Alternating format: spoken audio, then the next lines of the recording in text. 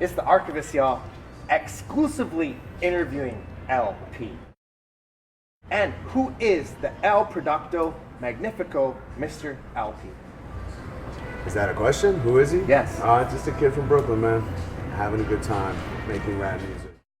We're out here on the Jules tour. Me and Killer Mike dropped the record and touring the country, North America, and the continent, I should say. And yeah, here in Vancouver, sold out show tonight. I think it's going to be really fun. So that's basically who I am. I'm also someone who hasn't showered in at least 2 days because I am on the road, and you just forgo all health and hygiene on the road. Apparently, I'm going to try and make it happen today, though. Maybe even wash my hair. And let's go back. Company Flow, creating with Mr. Len to Juvenile Technique, end-to-end burners, 8 steps to perfection, put out by Raucous, inspirations by the Bomb Squad. Sure, yeah. By a lot of people. Yep, first record, first full-length album, 1997. Like you said, put it out through Raucous. Before then, it was an EP that we put out ourselves, me and Big Just and Mr. Len. And Just was more the graffiti head. I was more just an admirer. I wasn't really a graffiti writer. I just sucked. I could never do it. But always grew up around really, talented and awesome artists, and kind of learned a lot from them. So, yeah, man. And some of the artists who built and made you the innovative powerhouse machine you are today, and working with Trent Reznor of 9 Inch Nails. How's it been working with him, and many more you like to share? Yeah, working with Trent was really cool. We did 2 songs together. One of them was a remix I did for his record, and then he was kind enough to get on my album, All Sleeping You're Dead. And it was kind of a dream come true. I've always admired him and his sort of aesthetic, his production. I got into him, I think, later than a lot of people did. I kind of got into him,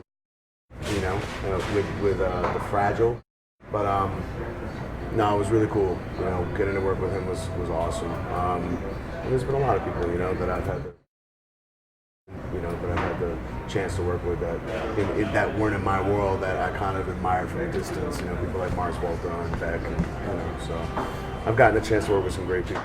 And building on the independent, cutting-edge, successful empire record label Def Jux, the most units sold and best times fully involved? Most units sold. I don't really remember who. I mean, there were a bunch of records. RJ did, a lot of units. Aesop did a lot of units. I did units. But I don't really look back at it about, thinking about numbers too much. It was just a great time.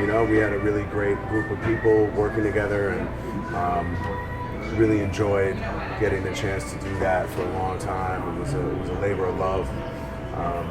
And I think we put out great records. I think we made a mark, And when the time was right, I kind of stepped away from it because it just didn't seem like it was for me anymore. But, for 10 years, I think we made a solid mark with Def Jux. So I'm very proud of it. I'm proud of everybody that was involved. And, great to see people with continued success. And Bomb the System, composing the soundtrack. How did this go, and any other times that you've had involved with graffiti and legends? Well, the Bomb the System score, they approached me. Adam, who's the director, approached me. I guess they had filmed the movie already, and they had already cut it basically to my music. They had already edited it to a bunch of my stuff. And they approached me and said, "Do you want to do an original score for it?" And I thought it was great. I thought it was a really cool little movie, and I really wanted to try doing that. So it was a really cool time. I hadn't done that before, and I really haven't done it since. I'd like to do it again, but it was a great opportunity. Yeah, it was fun, man. And of course, just it being a fictional sort of graffiti movie hadn't happened in a long time, since, I don't know, Wild Style, basically. And it hadn't happened in an authentic way, anyway, not that I had seen. And I thought it was a good little flick. So I enjoyed that. And Fantastic Damage, the message behind it, super incredible. The heads love it. Fantastic Damage was my first solo record, post Company Flow, 2002.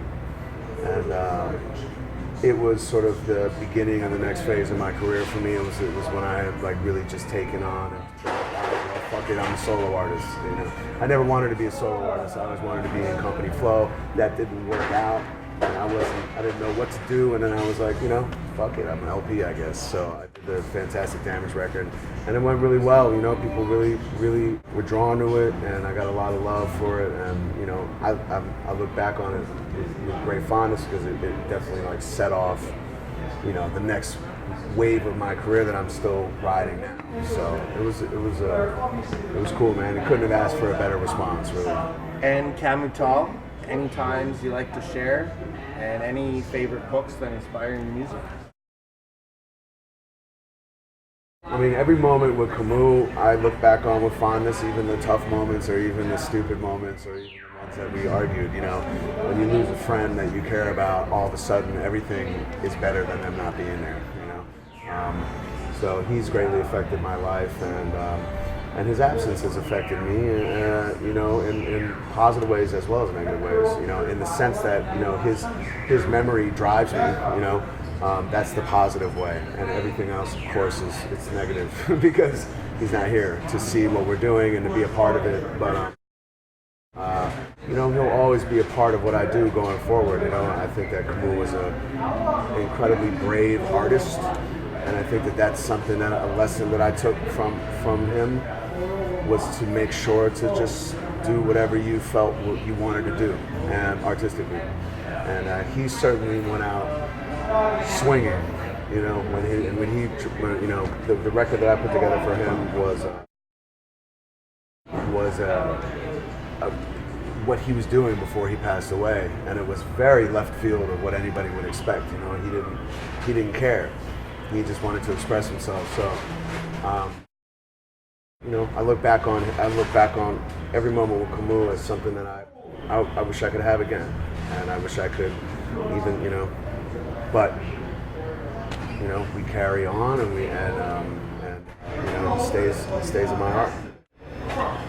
You know, I don't know. Biggest things that happened to me, shit, man. Just being able to put records out. You know, as far as I'm concerned, tonight's show is the biggest thing that ever happened to me. You know, every time I get to go out and play, and people are still responding. Every time I put a record out and people still care about it, that's amazing to me, you know. So, and I don't really dwell on, you know, I don't really quantify it, you know. I'm living my dream. Really, I'm like pig in shit when it comes down. Like, ever since I was a little kid, I just wanted to be a rapper, a producer, and you know. So I really feel lucky just to be doing what I want to do, and so I don't know. It's hard to say what the biggest thing in my career was or whatever, but I'm constantly amazed that it hasn't stopped. You know, I'm constantly amazed that it hasn't just, that people haven't been just like, I'm sorry, you can't do this anymore. So, you know.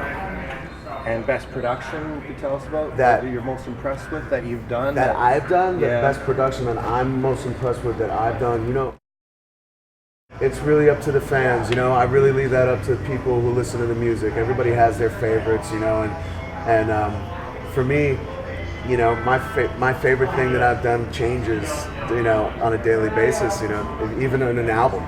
Listen to an album that you just finished and you're like, you get different songs that you like. I really enjoyed making rap music with Killer Mike. I thought that was a great convergence of styles, and that was really fun. And the Run the Jewels record I'm really proud of. But you know, I always look at the next thing that I do as the thing that I love the most, you know, because I'm just thrilled to be doing it, you know. So, but I wouldn't rate my own shit. I think I think other people should do that. And your discography, absolutely amazing. Anything you like to elaborate on your collection? No, I mean, you know, I don't really have anything I want to elaborate on about my discography. I mean, I'm glad I have a discography, and it's cool that people have been following me, you know. Sometimes I forget that I did shit, you know. I think that there are some records that will be that if people are just finding out about me now, will be interesting to check out, or maybe like something like High Water, which is the jazz record that I did, 2008 or something around there, maybe 5, I don't know. That was interesting. I got my father on that record, which was a cool thing for me. You know, and of course I love, you know, things like the Cannibal Ox record, and I really, but I you're asking me kind of to sort of judge it, and like I said, man, I'm always just looking for the next thing. I'm always just searching for the next thing. And I'm always happy when I can like come up with something that feels like a movement for me. So I just think it's cool that people even kind of been following me. There's a lot of shit out there at this point. So. And the best tour and largest crowd you've ever rocked? I've rocked huge crowds. I mean, I've rocked in front of 30,000, 40,000 people at festivals. I think the coolest one was probably Madison Square Garden in 2000. Company Flow did the Ralph Nader rally, which was it's a political thing, and so performing a song to a sold-out Madison Square Garden was kind of a New Yorker's dream. But since then, I've been really lucky, man. We've done every festival. We've been able, I've done everything from Bonnaroo to Coachella to huge festivals overseas, and it's always a blast to get in front of that many people. It's pretty, it can be a little intimidating, but it's like it's a thrill, And your best hip hop memory you've been part of or contributed to? I would say my best hip hop memories. There are many of them, but a lot of them for me come from going up to Stretch Armstrong and Bobbito's radio show before I really was known, and just freestyling and getting my name out there and having fun with all those people up there. That was some of the most amazing when I look back on it. Those times really meant a lot to me, and no one knew who I was, and it was just through this word of mouth that people, and through them and through that radio show that people found out about Company Flow and me and all that stuff. So I really love those times. And you have anything to say to your fans worldwide?